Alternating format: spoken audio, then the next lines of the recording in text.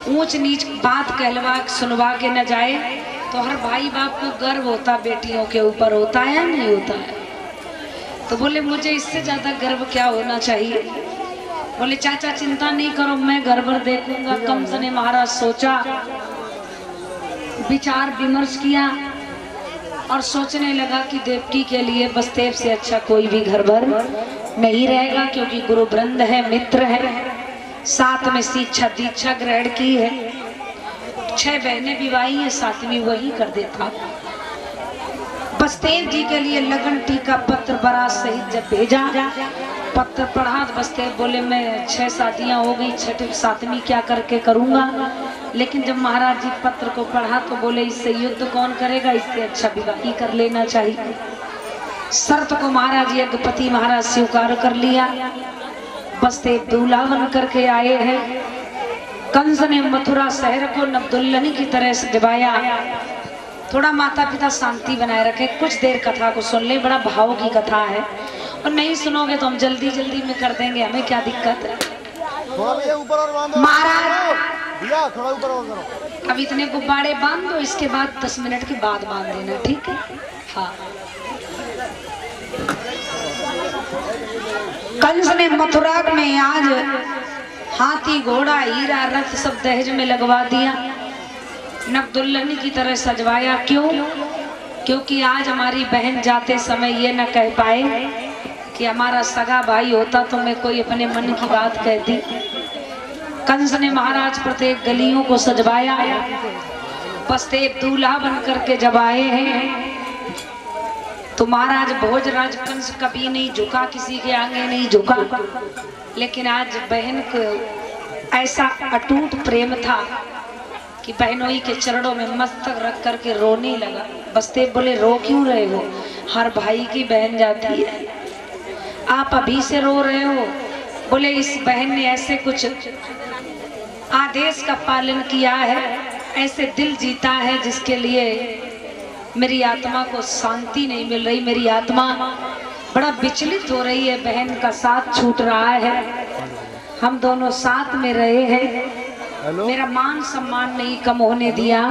बसदेव जी कभी बहन से गलती हो जाए तो उसकी सजा मुझे दे देना। चंडाल खोपड़ी वाला कंस कभी नहीं झुका, किसी के आगे नहीं झुका, लेकिन बहन के लिए हर तरह से झुक गया बहनों के चरणों। सारी बारात का राज तिलक किया, स्वागत सम्मान भोजन जलपान, बरमाला पड़ी, माता पिता सवेरा हुआ। और जब सवेरा हुआ कन्यादान होने लगा है। और कन्यादान करने का एक जिगर एक माँ बाप से पूछो, जो माता पिता कभी भी अपनी बेटी को अपने आंखों से दूर नहीं देखना चाहते हैं, लेकिन एक क्षण में पराये हाथों में सौंप देते, वहां चाहे बिटिया को दुख मिले या सुख मिले। और हर माताओं हर बेटी को ससुराल ही नहीं मिल जाती है, कुछ तो अच्छे घरों की बेटियां, संस्कारिक बेटियां, उन बेटियों को ससुराल की जगह कैद खाना मिल जाता, जुआरी शराबी परिवार मिल जाता, जिन राक्षसों के बीच में बड़ा रहना मुश्किल होता है। हर बेटी को ससुराल नहीं मिल जाती, नरक कुंड मिल जाता, उस नरक कुंड में भी वो बेटियां जीवन को बिताती है। भला कोई ऐसा त्याग कर सकता है? भला कोई ऐसा जीवन का बलिदान अपना कर सकता है? कोई भला इतनी बड़ी विषम परिस्थिति में जीवन को जी सकता है?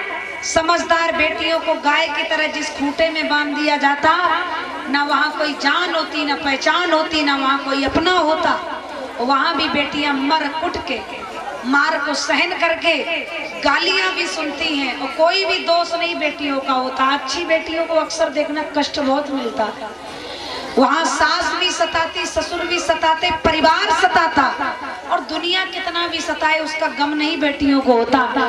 किसी किसी को तो पति ही दुष्ट प्रवृत्ति के मिल जाते, जब वही सताते के देहरी के बाहर निकालते, बोले चल यहाँ से चली जा। तो समझदार बिटिया कहती है मैं इज्जत से आई थी तो मैं कैसे यहाँ से चली जाऊँ। समझदार बेटियां रो करके घुट करके और हंस करके उसी घर में जीवन काटती हैं, और 10 बार कहती है मेरे माता पिता ने अच्छे से भेजा था ना, मैं डोली में क्या करोगी, बिटिया को तो एक दिन सब ये बाहर संभाल नहीं है, कम से कम वो इसी घर में अच्छे से राज कर ले। और पिता के लिए बेटी सबसे लाडली होती, वो चाहे गरीब बाप की बिटिया हो या किसी रईस बाप की बेटी हो, वो किसी भी बाप की बेटी हो, सबसे ज्यादा बिटिया को कोई लाड देता, प्यार देता, और सबसे ज्यादा कोई हद से ज्यादा चाहता है तो बाप। ऐसी जब बिटिया जाती है तो बाप सबसे ज्यादा रोता है। क्यों? क्योंकि बेटी भी पिता के प्रति बहुत फर्ज निभाती है। पिताजी के लिए कपड़े समय से धुलना, समय से बाप के कपड़ों में प्रेस लगाना। अगर बाप के पास में एक जोड़ी कपड़े तो बिटिया कभी महसूस नहीं होने देती, उन्हीं को धुल के साफ करना, प्रेस करना, पिता को पानी देना। बेटों को बाप अगर कहे कि बेटा भूख लगी तो बेटा नहीं सुनेगा, लेकिन बिटिया तुरंत ताजी रोटी बना के लाएगी। ऐसे जब बाप की बेटी जाती है तो उस बाप के दिल से पूछो। आज महाराज जब देवकी का कन्यादान होने लगा और ऐसी बेटियां जब ससुराल में सताई जाती हैं तो वो बाप बिल्कुल सूख के पिंजड़ा हो जाता। बाप अगर बेटी के ससुराल में जाए और बेटी को आते हुए देख ले और ये देखे मेरी बेटी कमजोर है, तो बाप समझता कुछ ना कुछ दुख जरूर है। महाराज जब देवकी का कन्यादान हुआ, विदाई का नंबर आया तो माता पिता रोने लगे। देवकी मंडप के नीचे रोने लगी, कंस रोने लगा, सातवीं भामर पड़ी महाराज, पूरा परिवार रोने लगा, मथुरा रोने लगा पूरा। देवकी पिता के दिल से लिपट गई, बोले पिताजी आप मुझे एक क्षण के लिए कहीं दूर नहीं भेजते थे, आज तुमने इतना भारी फैसला ले लिया, अपने से आपने दूर क्यों कर दिया? तो एक बाप कहता है कि बेटी, हर बेटी को जाना पड़ता, पिता सब कुछ घर में रख सकता है लेकिन बेटी को कोई कुमारा घर में नहीं रख पाया, तो मैं कैसे रख सकता। आज महाराज जब देवकी चली है तो देवकी महाराज रोने लगी, कंस रोने लगा, माता के लिपट गई और देवकी कंस से बोली भैया मेरे माता पिता छूट रहे हैं और आज से मैं ससुराल जा रही हूँ, आज से मेरे माता पिता को आप संभालना, ख्याल करना। और भैया तुमने मुझे इतनी जल्दी क्यों अपने से दूर कर दिया, माता पिता से क्यों दूर कर दिया? हर बेटी यही कहती है जाते समय। देवकी ने कहा है भैया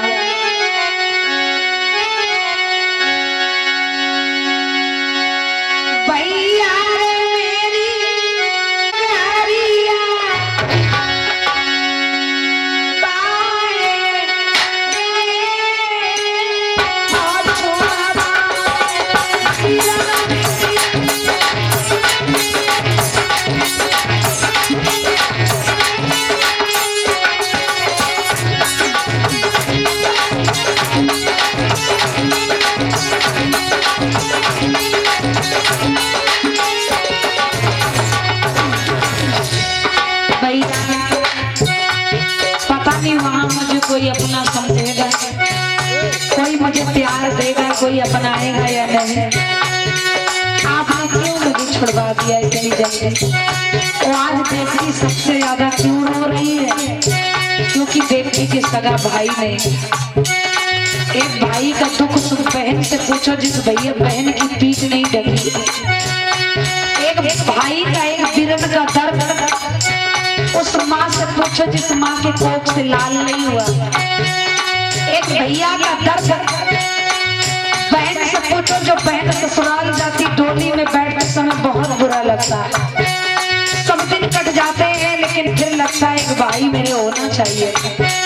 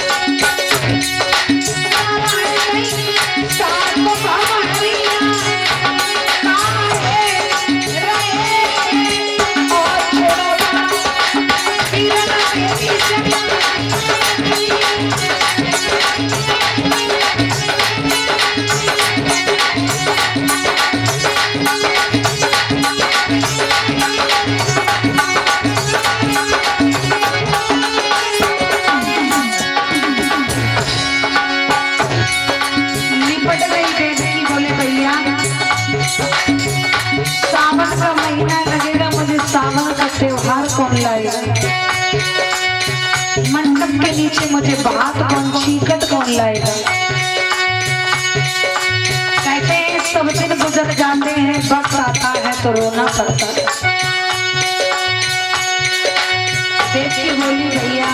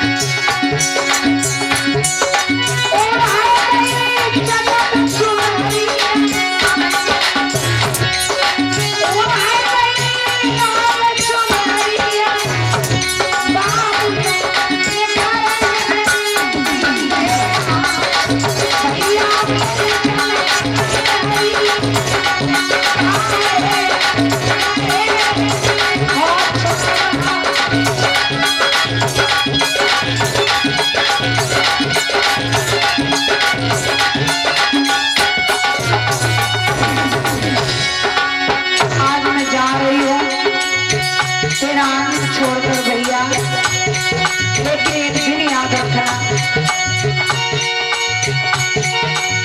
भैया मेरे, सो भैया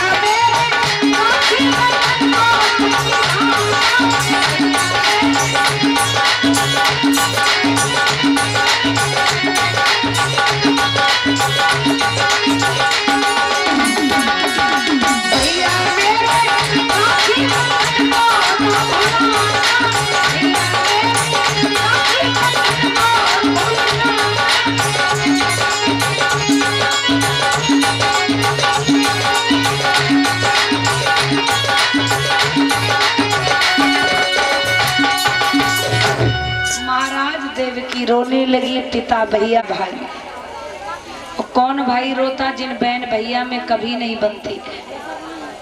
सुबह शाम रोज झगड़ा होना 1% नहीं कभी बनती है। लेकिन ऐसी बहन जब भैया से अलग होती तो वही भैया सबसे ज्यादा चिंता करता है, वही भैया सबसे ज्यादा घुट घुट के रोता है।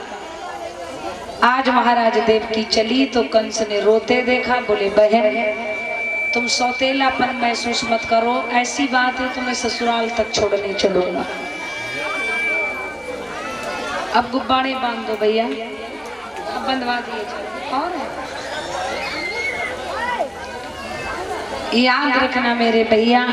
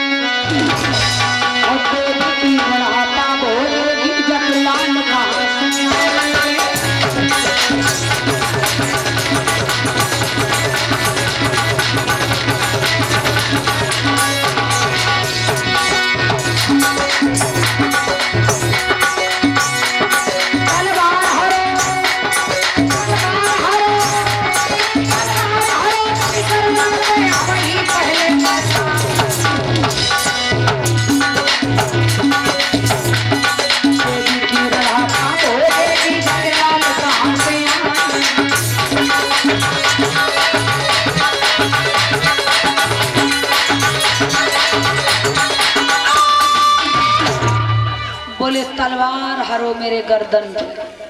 कंस बोला तुम मर जाओगे तो क्या फायदा होगी, देवकी दूसरा विवाह कर सकती है, तो विधान है, देवताओं की बाड़ी है, कभी खाली नहीं जा सकती। तो बसदेव बोले जाओ, मैं जमुना की कसम खा के कहता हूँ, कुल के अपने कुल की सौगंध खा के कहता हूँ कि जो भी देवकी से लाल होंगे मैं आपको बारी बारी से समर्पण करता रहूंगा, करता रहूंगा, करता रहूंगा। बोले जब तक नहीं हो जाएंगे लाल 8 तब तक तुम्हें रहना पड़ेगा इसी कारागार में।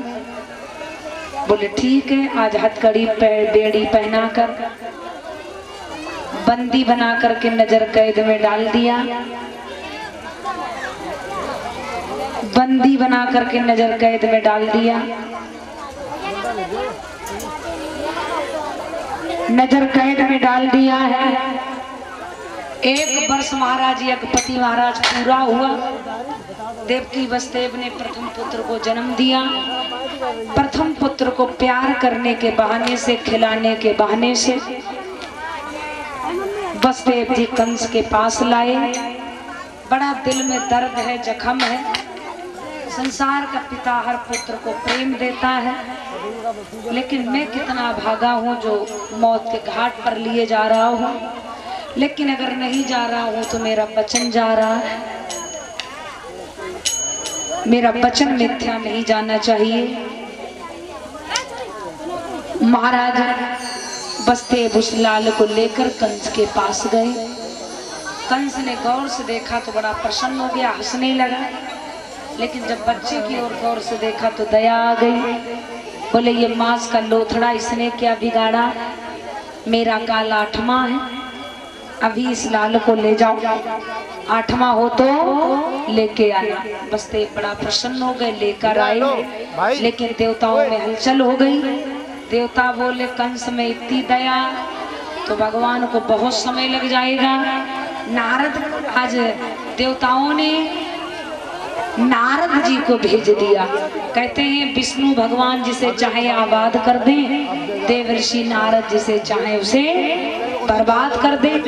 देव ऋषि नारद चले बीड़ा बजाते, जरा भाव से बोलेंगे।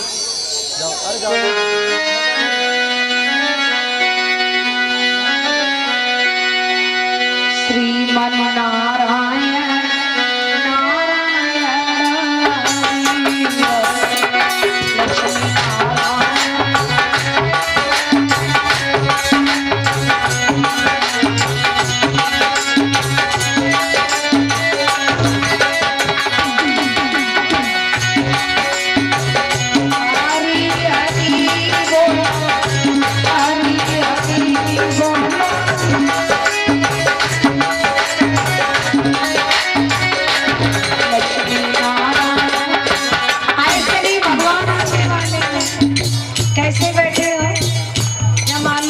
जबरदस्ती पकड़ के लाए गए हो।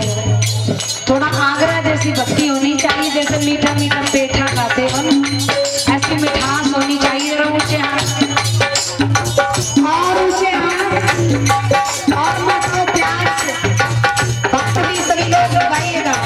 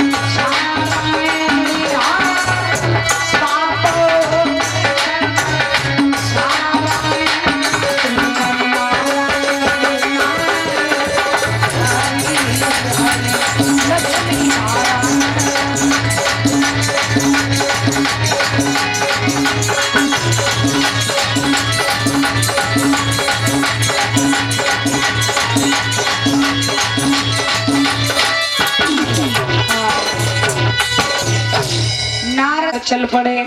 कंस ने प्रणाम किया, नमो नमो निरंजनम, नमस्कार गुरुदेवता, वंदनम सर्व साधवा, प्रणामम पारांगिता। नारद जी ने कहा आयुष्मान भव, प्रसन्न रहो, चिरंजीव रहो, जीते रहो। अभी तक कौन से काम किए आप गुरुदेव, कैसे आए हो? नारद जी बोले हम तो आते ही रहते, तुमने क्या किया? बोले हमने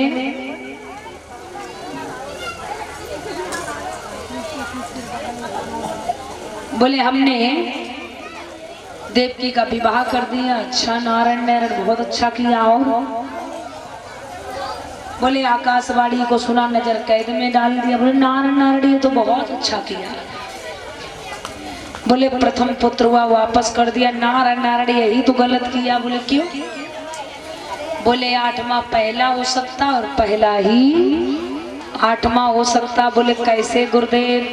बोले देवता छड़ियाँ हैं, तुम समझ नहीं पाओगे।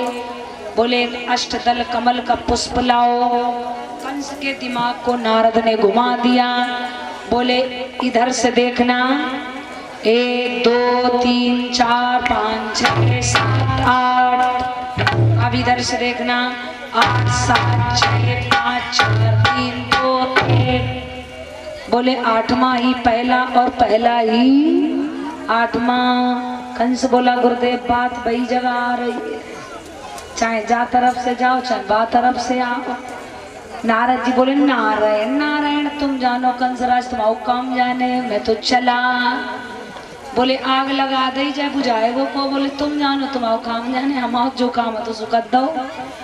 नारद जी चले आए। कंस को ज्ञान हो गया। देवकी वसुदेव से प्रथम पुत्र को छीना और महाराज जमीन पर पटक दिया। 1 2 नहीं महाराज यज्ञपति जी परीक्षित जी 6 पुत्रों का कंस ने बाल वध किया। 7वें गर्भ में बलराम आए रोहिणी के गर्भ में, तो रोहिणी के गर्भ से आज महाराज याद रखना, देवकी के गर्भ में जब बलराम जी 7वें गर्भ में आए हैं, माफ करना देवकी के गर्भ में, तो 7वां गर्भ हटा के रोहिणी माता के गर्भ में पहुंचा दिया और आदेश ये कर दिया कि देवकी का 7वां गर्भ खंडित हो गया है। अब महाराज परीक्षित जी 8म गर्भ की बारी है। कंस के यहाँ तैयारी है और ग्राम कुलहरिया में बघेल समाज में बड़ी जोरदार की तैयारी सब भक्तों के सहयोग से। तो महाराज इधर कंस ने पहरा लगा दिया, 2 की जगह 4 पहरेदार, जहाँ 4 थे वो 8 पहरेदार, जहाँ 8 थे उस जगह 16, जहाँ 16 थे पिताजी वहाँ 32 और जहाँ 32 थे वहाँ 64। यानी महाराज चौगुनी सेना बढ़ा दी, शासन बढ़ा दिया। सड़ा हुआ देवकी वसुदेव को भोजन हथकड़ी बेड़ियों में पड़े हैं। समय समय पर कंस स्वयं व्यवस्था को देखने आता, कहीं हमारा काल बलशाली ना हो जाए। लेकिन जिस समय को इंतजार था वो समय पावन करीब आ गया। वो समय कौन था? गुलाल तो आया होगा कमेटी के भैया, क्यों भैया गुलाल आया? तो कोई दिक्कत नहीं, तिलक करवाओ, फिर क्या फायदा। निवेदन